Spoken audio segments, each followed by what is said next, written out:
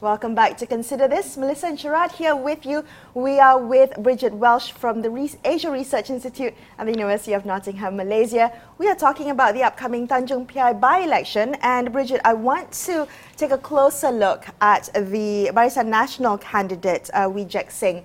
Now, the response following the naming of him as a candidate for Barisan Nasional has been quite interesting. We've got some members of UMNO quite unhappy, but then on the other hand, we've got PAS, which was at first, there was a question of whether they were going to support a non-Malay, non-Muslim candidate. Now saying they're going to throw their support with the top leadership expected to back his nomination tomorrow. What do you make of all this, conversations after his naming? Well, I think there are two issues here. First of all, PAS support in this seat is important for any potential BN victory, and that they captured 6.6% of the vote in GE14, and the margins were so close that where they go and how they go will matter. But I also think that if PAS has too much of an endorsement of the MCA candidate, then there is a response among Chinese voters saying, I don't want to vote for someone who's associated with this unity charter, with the Islamist Party. And I think this is a real challenge for MCA and it's been a challenge not just in this by-election, it's been a challenge traditionally in Malaysian politics, in that, how much do you accommodate the interest of non-Malays, particularly in this case Chinese voters, in a context where you've seen increasing Malay supremacy, chauvinistic type of discourse, and by your component partner UMNO. And do you look like you're should you be in the House and have the conversation with them in terms of or should you be outside of the House and competing against them? Right. And so this is, so it constrains the campaign in a very interesting way, in that the racialized discourse that we've seen in the last set of by-elections, if it continues, will actually, have different effects among the different bases that they're trying to win over to win. Yeah, I wanted to ask you about this. Our favorite polemicist, Ridwan T, has weighed in on the delayed announcement of the Barisan Nasional candidate, and he's speculated that MCA was putting pressure on UMNO to have a Chinese candidate, so on and so forth. Now, there seems to be a kind of schizophrenia for Barisan Nasional, right? On one hand, it wants to hold on to the old interracial compact. At the same time, it sees its future tied very much to PAS as the kind of cornerstone of a new political dispensation. Is it reconcilable? I mean, yes, today MCA is standing on behalf of Barisan Nasional, but is this a position that's tenable in the long term?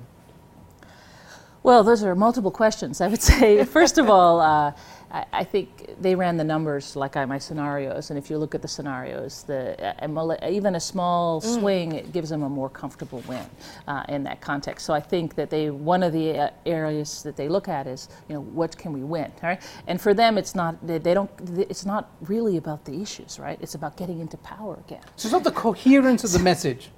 It's, keep in mind that a lot of these messages, the use of political Islam, the use of race in Malaysian politics is all about getting into power. So it's deployed strategically, opportunistically, not in terms of it's not a long-term vision for the country then? Well, I think PAS has a vision, and some people within the different parties have a vision, and it's based on an ideological position of the standing of the Malay community in politics and others. So I don't want to dismiss it as not having meaningful dimensions of thinking.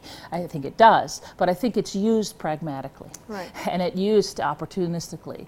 And so MCA has its message problems, and I think what we're seeing in this campaign, UMNO having its message problems in terms of, PAS, it doesn't have its message problems. It's saying, okay, we're with them, we've made the choice, we're providing our support. But UMNO has this difficult issue, and this has been a problem of the party, right? The more it moves to the right conservatively in terms of issues of race, the more it moves away from the middle. And now they're trying to dance toward the middle when at the same time they're dancing to the right. And it's really an awkward movement. And on that note, Bridget, I mean, in the couple of minutes that we have left, I kind of want to pick your brain on, given everything that you've said, we can only find out the outcome, of course, at the end of the campaign period, but what are you watching out for within these 14 days of the campaign period?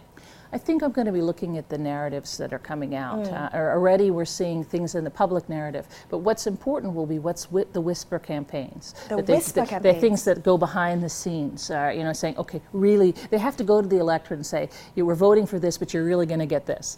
You know, and what are the promises that are going to be made as the narrative moves forward? Because they're really constrained by these two different trajectories. And Pakatan Harapan also has constraints in the sense that they, you know, the question is the leadership issues, where does Bersatu sit, who's it working with? So these constraints are very real. I'm looking at the sabotage factor, I'm looking at the whisper campaigns, I'm looking at what the narratives come out. Sabotage factor meaning? Meaning that people in different parties may not want the other parties in the coalitions to win. All right, okay, thank you so much, Bridget, for talking to us today. Unfortunately, that's all the time we have on this episode of Consider This. I'm Melisa Idris with Ms. Sharaad, Kuttan, signing off for tonight. Thank you for watching. Thank you, Bridget. You're welcome. Thank you. My pleasure. Thank you.